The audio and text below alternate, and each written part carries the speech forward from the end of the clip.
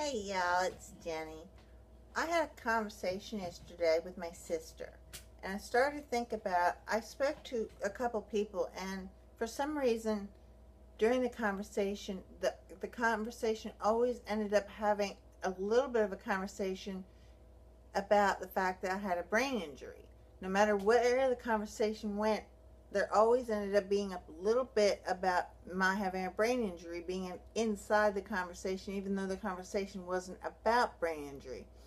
And I got in the car and started thinking to myself, maybe that's not such a good idea of always having brain injury being part of the discussion. And I asked my sister, I said, is that correct? Is that something I shouldn't be doing? Because, maybe I'm just making it always be a part of the conversations of every time I talk to people.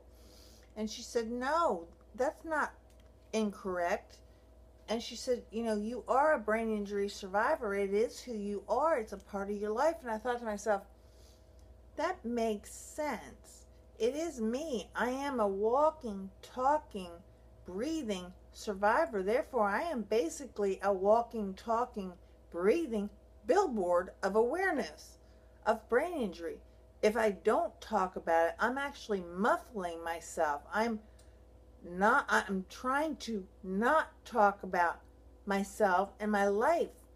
And that is actually stifling myself. That's holding in who I am and not being true to myself. And that's not a good thing. So when people tell you to not talk about brain injury, that's actually telling you not to be who you are. We are walking, talking, breathing, living brain injury survivor TBI billboards, basically. We are the voices of brain injury out there in the world.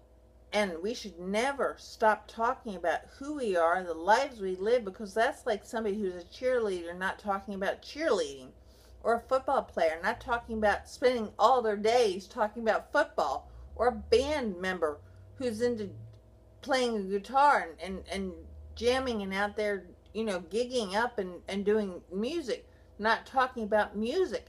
That's their life. I spent years married to somebody in the past that I've been told about, and things I do remember. I've gotten glimpses of the memories. I spent 10 years married to somebody who was a martial artist, and our life, from what I understand, existed of everything was martial artist apparel, gear, talk about, and movies, and everything was about being a martial artist, or about martial artists, everything.